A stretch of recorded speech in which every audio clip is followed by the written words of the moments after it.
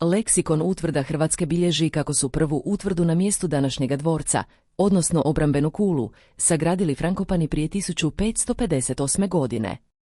Nakon smrti Stjepana Ozajskoga 1577. godine Severinom su nakratko zagospodarili Zrinski, koji su ga već 1580. vratili Frankopanima.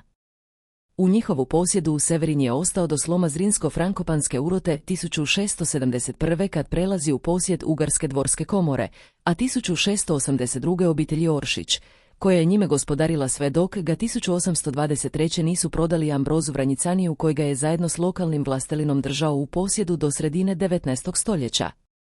Od nekadašnjega kaštela sačuvale su se tek dvije ugaone okrugle kule te njegovi obrambeni zidovi uklopljeni u vanjska pročelja četverokrilnog dvorca, dvorišna pročelja kojega su otvorena arkadama.